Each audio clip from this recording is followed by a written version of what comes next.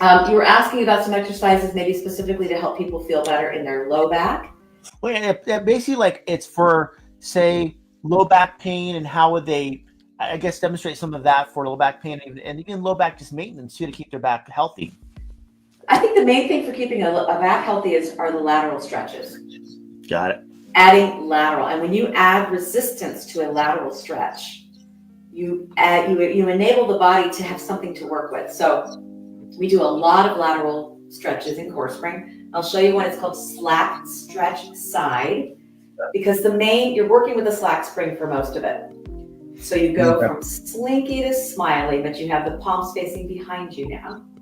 Okay. And then you come all the way up. And I'm going to change my camera just a little bit so you can see my... A little higher maybe. Yeah, there we go. Perfect. Yeah. So you go, and you can see my feet are just apart and my toes are pointed out slightly so we don't hyperextend the knees. You come up overhead in slack. Got it. Slack. Slack. So everything, the CoreSpring is not expanded. Then you let your hip stretch. You bring the CoreSpring behind you. When you turn, you're getting the front of your hip flexor. You've already got a little bit of your IT band going. Now you've got more of it. And then you press and you reach. Got it. And you keep letting your hip move. So you're never holding. You're breathing.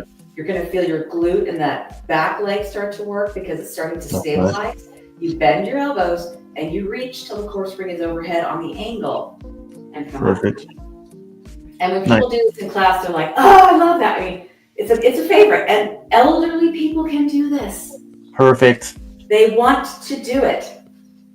They crave it when I show it to them because they don't have to work the spring all the time. This is where we use it as a a proportional tool.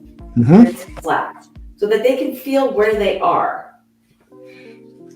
And then they can feel how the resistance, and I'm touching my back with CoreSpring. I just want you to know, it is actually touching. So it's on the back, okay. Yeah, it's on the back, and that's the direct spring resistance. Do you see the connection from arm to arm? And go from the side too, go from the side. Like that? Yep, there we go. So you're almost forcing...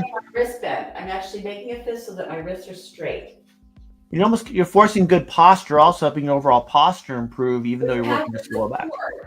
This part is the hardest part, but that's when you're getting the core. Let me do that. So you can see I'm on the angle, and you reach till it goes to slack again. And that's that whole fascia line from all the way through. Perfect. Sets everything up. Well, and it's also where people can feel what I'm talking about.